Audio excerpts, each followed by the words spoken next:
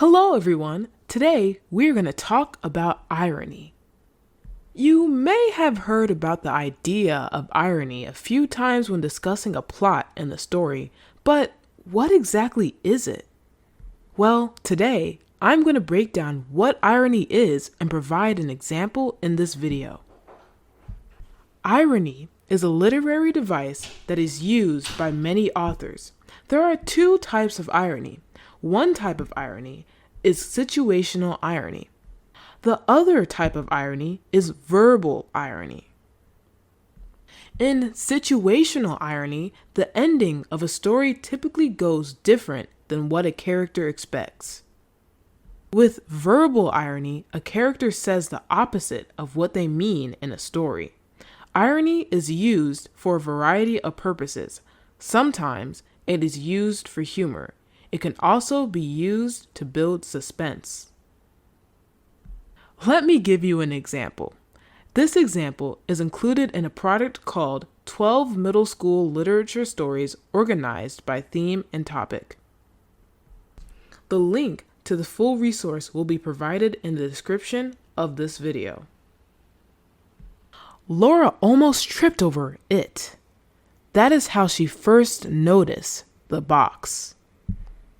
It was addressed to a S. Nichols on Wolf Street.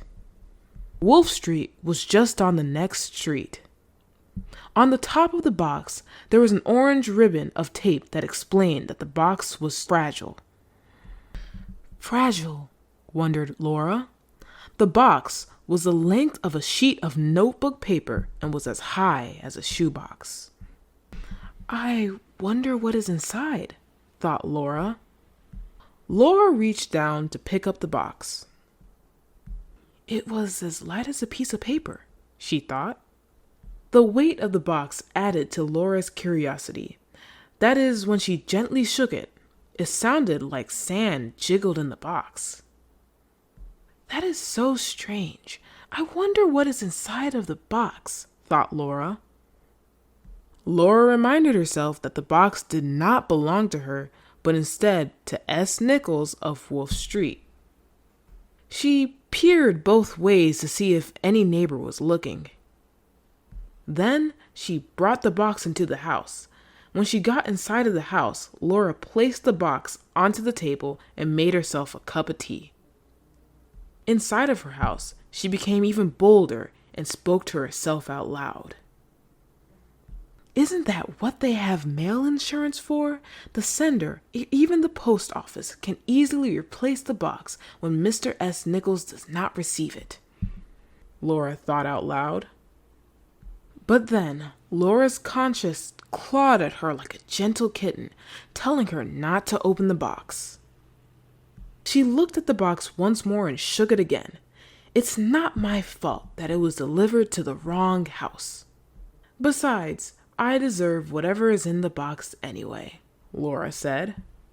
Laura grabbed an envelope opener and sliced the tape on the top of the box. The opener sounded like a hissing snake as the sides of the folds peeled apart. Hundreds of spiders jumped out. Laura screamed and ran out of the house. The note inside was for scientist S. Nichols. In the story, both types of irony are actually used. The situational irony in the story relates to the idea that Laura did not expect to have something bad happen when she opened the box. In fact, she tried to justify to herself that opening the box was okay to do. The verbal irony occurs when Laura states the idea that she deserves whatever is in the box. She did not think that there would be something as terrible as spiders, and definitely did not think that she deserved that.